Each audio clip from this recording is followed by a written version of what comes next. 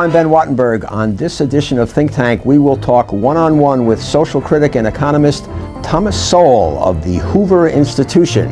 Tom Sowell's new book, The Vision of the Anointed, argues that the assumptions and beliefs of America's liberal elites have created 30 years of disaster in education, crime, and welfare policy. What are these assumptions? Are they wrong? Where are they leading us? A conversation with Thomas Sowell this week on Think Tank.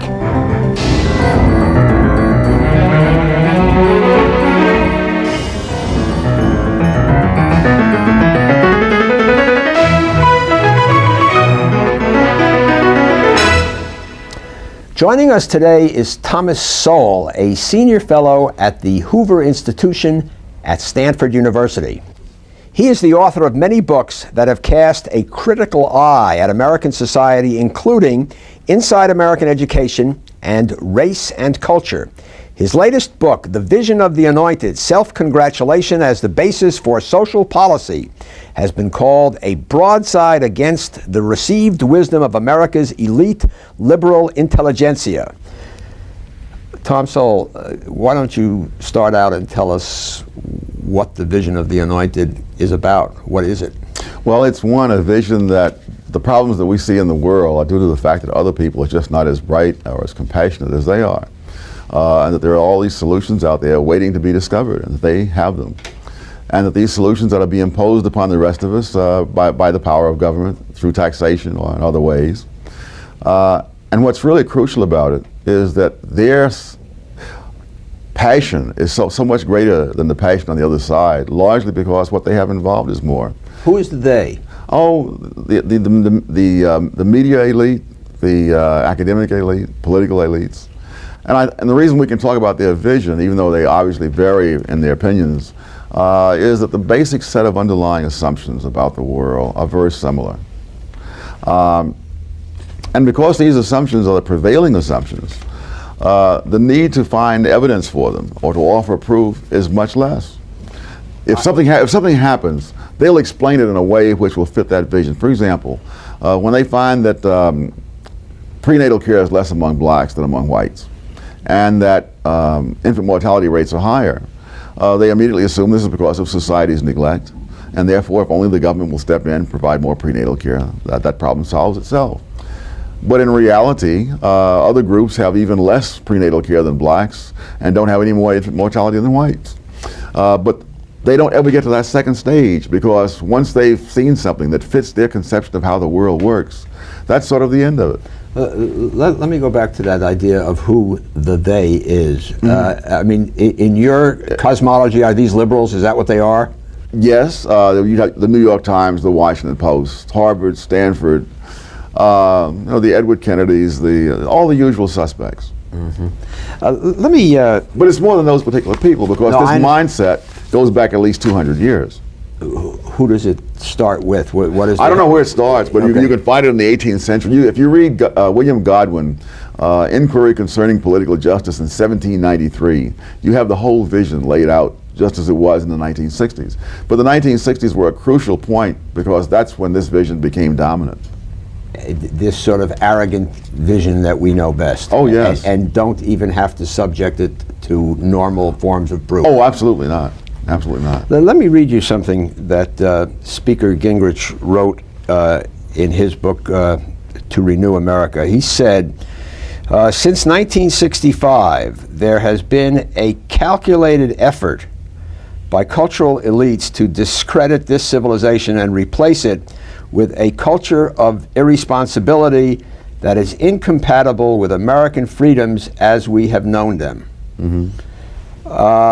Do you buy that? Is that basically what you're saying? Yes, although I would limit that to those who are sort of at the top of this kind of thing. Because further down, the people believe things because so many others believe them, because they're in the air and so on. But you know, I was particularly interested in what he said was that it is a calculated effort. This now, do you believe that the people, the anointed, as you call them, are sitting around in a conspiratorial mode, calculating, as Newt Gingrich says, and saying, here's what we're going to do, Or do you just think they're wrong and this is what they believe and they have this certain arrogance about it? Because it's two very different ideas. This is why I made the distinction between the leaders and the others. I mean, I think that when people say things like, more American wives are battered on Super Bowl Sunday, you see, than any other time of the year, and there's not a speck of evidence for that, that is calculated. Because there is no data that could even be misinterpreted that way. In other words, because there is no data, period. And so, yes, but I think that 99% of the people who believe it are not calculating. Mm-hmm. And I think one of the reasons that it flies without even being challenged for evidence is that there is a certain vision of how the world is, and in that world, men are oppressing women. And therefore, when you say something like this, it fits the vision, and that's the end of it. There's no demand for evidence. You have in your book sort of a series toward the beginning of how the actual process works of forming one of these ideas and selling it and rejecting the proof. Maybe you could just kind of march us through this as a model of it. All right, there's a four-stage pattern. And in the first stage is what I call the crisis. And so we're hyped to believe that something is a terrible crisis for which something must be done. What was fascinating to me in doing the research for the book is that very often the thing that's said to be in crisis has often been getting better for years on end. But that gets ignored. Then the second stage is... For example, infant mortality, to use one of the I'm thinking about teenage pregnancy and venereal disease. Those things were getting better. Teenage pregnancy was going down for more than a decade before sex education was introduced. Venereal disease, syphilis in 1960s had only half the incidence that it had in 1950. So all these things are going down, yet we're said to need sex education to deal with this crisis, which is then manufactured. And again, this is where the calculated part comes in. Now, 99% of the people who hear this don't know that. But the reason they accept it is because they also share the same vision. And because this is consonant with that vision, they don't have to ask for evidence. All right, so what's stage two? Stage two is the first one is there's a crisis. Yes. They establish a crisis, usually an artificial one. Yes. Okay. Then stage two is the solution. You have a solution for this crisis. In this case, you have sex education in the schools. And then at that point, you say, if we do this, this will lead to beneficial result A. The critics say, no, it'll lead to detrimental result Z. Stage three, you put it in the results, you put it in, and directly you find detrimental result Z, namely venereal disease and teenage pregnancy take off into the stratosphere. And then stage four is the fascinating part, in which they simply say, no, that doesn't prove that this was a bad policy, because there are many factors. There's complexity. It's simplistic to blame it on this. But they run through this routine on so many different things, including crime. Similarly, they said, in 1960, Judge Bazelon said we just desperately need to have some kind of change in the criminal justice system. Now, in 1960, there were fewer murders than there had been in 1950, 1940, or 1930. But again, that was completely ignored. And so now we have the revolution in the criminal justice system. People say, no, if you have put these new things in, there'll be more crime than before. They put them in. Almost instantly, the declining crime rate turns around and heads up again. And they say, no, it's simplistic to blame this on this. There are the root causes and the neglect of society and all the rest of it. So it's heads I win, tails you lose. So to go to that earliest example that you gave, you think the increase in venereal disease was caused by sex education? I don't have to even say that. I don't even have to believe that. All I have to say is do you? Oh, I think it's hard to explain otherwise. I mean, you don't get social changes that drastic in a few years without some particular cause. But the argument doesn't depend on that at all. The point is, they created the crisis artificially.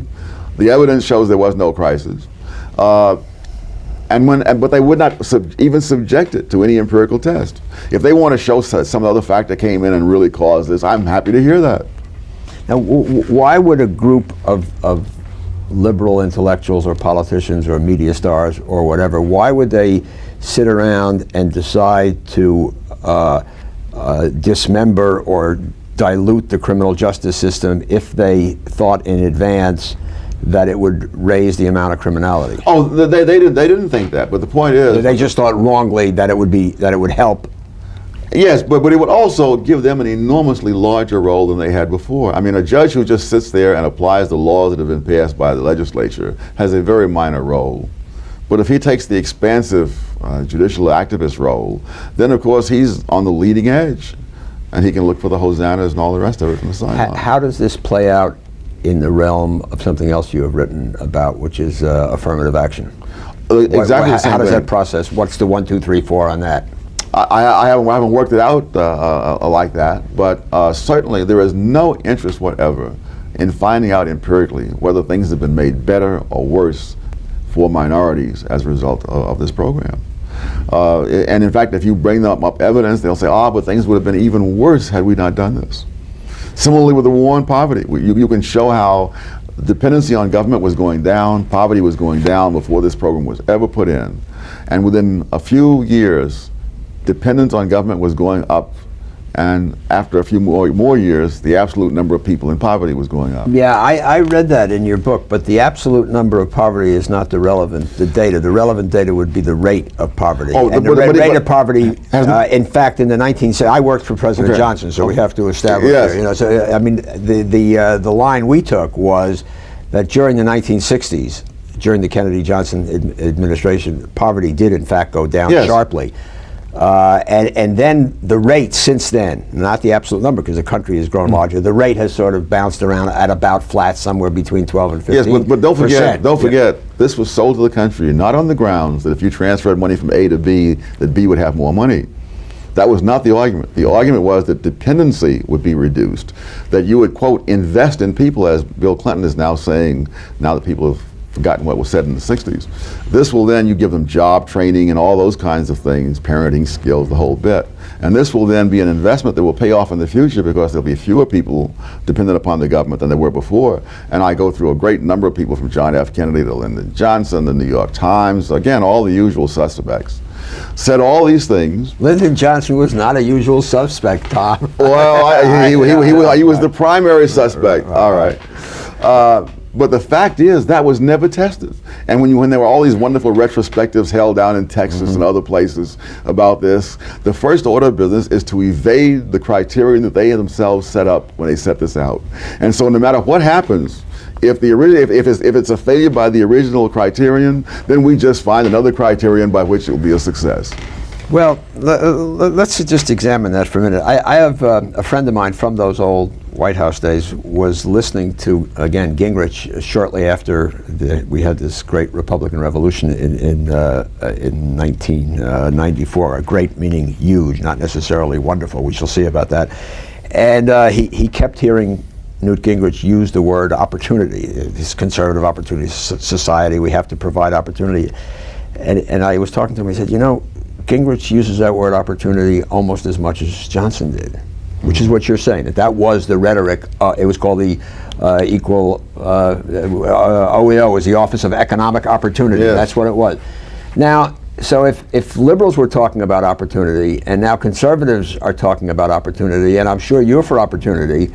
All God's children got opportunity. All God's children got opportunity. So what is your problem that liberals said we ought to create programs for opportunity? And in point of fact, I mean, just to, I won't say play devil's advocate, because I mean, a lot of the things that came out of the Great Society, I mean, building all those junior colleges and community colleges. Oh, I would disagree entirely. I think that was a tragedy of the first magnitude. That was a tragedy. Yes. Why is that a tragedy? You have millions of people who have absolutely no desire for an education, using up billions of dollars of the taxpayers' money, and not only not getting an education themselves, making it more difficult to give an education to those people who came to college with an idea of getting one. Now, you say they have no desire for an education. I mean, nobody is herding them into these community colleges and into the junior colleges and into the state university. I mean, they have a desire, obviously. No, they do not, obviously, because lots of things go on in those places that are not education. I mean, where else can you find so many young people of the same age and opposite sex in one place a nice, convenient place to be. But anyone who is taught in these, in a lot of these places, this ferocious desire for education as such is not terribly visible. And I taught at places where we've gotten, you know, the upper 10, 15% of students. I mean, UCLA and whatnot. Neither I nor my colleagues found this great desire for education as such. They wanted to be in ivy-covered buildings for 4 years in order to get more money when they graduate and have a good time while they're there. So you think the great American ideal, which has really been shared by both parties and both ideologies over recent decades, to allow more people to get into higher education, that is a bankrupt idea? Oh, to allow is one thing, but to subsidize people at enormous cost, with no real sign that this is producing what we intend to produce. When you say subsidize, I mean, you talk about a junior college, a community college. I guess that's subsidized. It's below cost Sure. Tuition, but it does allow kids who do not have the money to go to Amherst or wherever to start a college education. I mean, people did that before the Great Society. I did it before the Great Society. My whole generation did it before the Great Society. You are saying that the great humanitarian political impulses of the 1960s have been almost without exception bad. Well, there have been some good ones, but I'm saying that the assumption that on the education front, I mean, I would defy you to find a large number of people who've actually taught these students who really think that they're out there thirsting for knowledge. Well, if you suppose they are thirsting for a better job, and we've set up a society where you have to be credentialed with a certain amount of college, so aren't they able to get a better job? No, this is the fallacy of composition. You know, if one person stands up in the stadium, he sees the game better. But if they all stand up, they don't all see the game better. As long as, you know, if you have a degree and the other guy doesn't, then you get ahead of him in the employment line. But we're not going to all get ahead of each other in the employment line by all getting degrees. So this whole idea that I guess again both liberals and conservatives are saying is that at this particular moment, 1995. We have to get more people into the education system because that's the way to compete, and we look at the data and we see that the people with more education are earning more money than ever before relative to the people with less education. That's all a fallacy of everybody standing up in the stadium. People who fly on the Concorde, kids who've flown on the Concorde undoubtedly will make more money than kids who've only gone on buses. That does not mean if we put a lot of people on the Concorde, we're going to raise the national income. Mm-hmm. But we would increase the revenues of the Concorde. Yes, and which they despeally need, of course, but that's another story. All right, now, and just to review the bidding, you date the full-blown nature of this this situation sort of in the 1960s. Is that right? Yes. I mean, everyone on the conservative side I mean, Genesis is mid-1960s. That's when the world started. I mean, and I'm not arguing with that. Well, not necessarily. I would say the fall in the garden. Right. Okay. All right.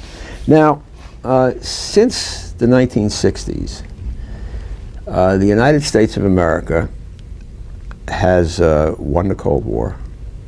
Remained while a lot of people, including mostly conservatives, were saying, "Oh, America's lost its nerve," and because we're I don't think I was mostly conservatives. Well, I recall an issue of the public interest in the mid-1970s saying, "Has America lost its nerve?" A whole bunch of conservatives saying, "Oh my God, it's terrible." Well, this is Jimmy Carter's era. Well, maybe that's right.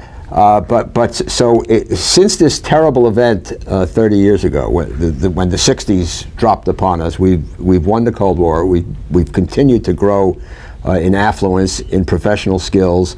We have absorbed about 20 million immigrants. We are the wealthiest, freest country in the history of the world. You would agree with all of that, roughly? Well, I disagree entirely with your base period. Well, none of this. It's your base period. None of these You things. established in 1960s. No. I'm saying trapped all those things that you talk about began long before the 1960s. They faltered to a great extent under Jimmy Carter. They were resumed with renewed vigor in the 1980s under an entirely different kind of vision. But I'm talking about the social decline of the country, because the social decline is all the more striking because here is a country that is prosperous. You can't blame the crime rate on the fact that there's more poverty, there's less poverty, there's more affluence. It's not due to foreigners because, as you say, we've won the Cold War. All the normal things that you might blame all this on aren't there. It's not because of diseases, because science has conquered more diseases. It's all because of self-inflicted wounds. And I'm saying these are the people who inflicted those wounds, and this is why we shouldn't listen to them anymore. What are the nature of those wounds? Crime. No. The disintegration of the family, the disintegration of the educational system, and it's not going to matter. We'll be like the man who gained the whole world and lost his soul. Is there a common root to all of those problems, other than you heard them from the anointed class? I mean, is there something? Is it big, yes. big government? Is it big government? Is that what? No. It's the notion that ordinary people cannot be trusted to make the decisions that they've been making, but these must be preempted either by judges in the case of crime, by the schools taking over the indoctrination of other people's children behind their back and against their protests, or what was the other one? The family, taking money from the taxpayers and subsidizing behavior, as well as encouraging it and legitimizing behavior that has turned out to be enormously self-destructive. Undermining the family in 1,000 different ways. Tom, you write in your new book, The Vision of the Anointed, available at all bookstores, about the Teflon prophets. Yes. What is? Well, I think my favorite is Paul Ehrlich, because he's been so consistently wrong on so many things. One, predicting mass starvation, I think was the 70s or the 80s, but predicting that we're running out of, running low on resources. And Julian Simon made this famous bet with him. He would offer to bet anybody $1,000 that they could name a set of resources and name a period of time. And at the end of that period of time, those resources would not be more expensive, as they would be if they were really running low, but would be either stationary or falling in real terms. And Ehrlich rushed in with his list of 10 resources, and he decided we'd come back at the end of 10 years. At the end of 10 years, not only was the bundle of 10 resources cheaper in real terms than it was before, every single resource he named was cheaper. Let me raise a final point here. You make this vigorous attack in The Vision of the Anointed that we should no longer listen to these people. That's sort of the debate. They've been wrong. They don't prove their points. It's hurt us. Who should we listen to? We should listen first and foremost to our own experience. You seem to act as if there must be alternative saviors. We should stop looking for saviors. I mean, the society has not existed for thousands of years because it had a succession of saviors. It's existed because it has institutions and processes through which people can realize their own goals. No, I understand that, but you are attacking people who would like to lead us and tell us how the world works. No, they don't want to tell us how the world works. They want to take over the decision for us. They don't tell the parents how they ought to teach sex education to their children. They put this material in the schools behind the backs of the parents with instructions not to let the parents see it. Okay, but that's the problem. But we live in an open and democratic society. Now, Mr. and Mrs. John Q. Public are listening to this program, I hope, and they're saying, boy, that guy really makes a lot of sense. But basically, it's been a negative proposition. Don't listen to these people. Don't do this. Don't do that. No. Don't let those people run your life. Okay, but how do you practically? I think it's a non-problem, Ben. No, but how do you? Non-problem. Those people are adults just like you and me. Okay, they have been running their lives for thousands of years. They don't need me to tell them what to do. But this is It's not a question I want to take over from people on the left. No, but I want them to continue to make their decisions as they see fit. Right. But this is a democracy. They have to vote. Even in a democracy, they can live their lives as they see fit. Who should they vote for? Oh, good heavens! They've been voting for whoever they wanted to without my help for 200 years. But some of these people are voting for the people who are listening to these anointed people. I mean, I give my audience some advice. Tell them what to do. Last year in 1994, without any help from me whatsoever, they changed who they voted for. So it's a non-problem. You say without any help to you, but you and your confreres in the conservative movement, I think, have had an influence but it wasn't because of this book, obviously. Well, not because of this book, but because of your earlier wonderful books. Tom Sowell, thank you very much, and thank you. Please send your questions and comments to New River Media, 1150 17th Street Northwest, Washington, D.C. 20036. We can also be reached via email at thinktv@aol.com or on the World Wide Web at www.thinktank.com. For Think Tank, I'm Ben Wattenberg.